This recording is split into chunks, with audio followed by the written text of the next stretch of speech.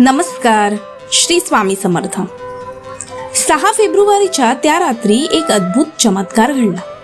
दत्तगुरूंच्या चिंतनात दंग असलेल्या भुजाबुवांना गाढ झोप लागली आणि स्वप्नात साक्षात श्री दत्तात्रयांचे दर्शन त्यांना झाले. ते स्वप्नात गंगोत्रीपाशी होते, जिथे दत्तप्रभू त्यांची वाट पाहत उभे होते.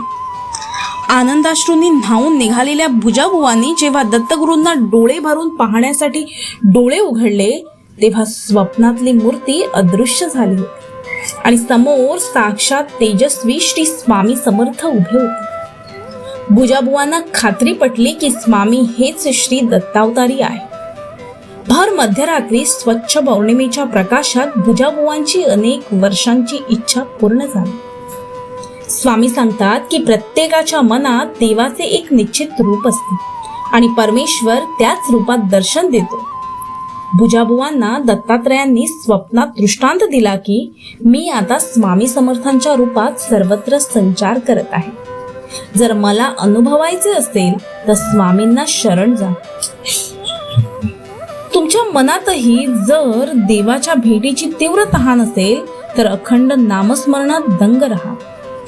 स्वामी स्वतःहून तुम्हाला दर्शन देण्यासाठी धावून येतील. भुजाबुवांचा हा अद्भुत अनुभव आपल्याला शिकवतो की स्वामी आणि दत्तगुरू वेगळे नाहीत, पण स्वामींच्या या अफाट लीला इथेच संपत नाहीत. उद्याच्या भागात आपण पाहणार आहोत की स्वामींनी पुढे कोणती नवीन लीला रचली.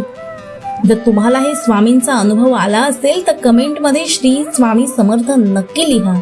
चॅनलला सबस्क्राईब करा आणि भिवू नका. स्वामी तुमच्या पाठीशी आहे. श्री स्वामी समर्थ.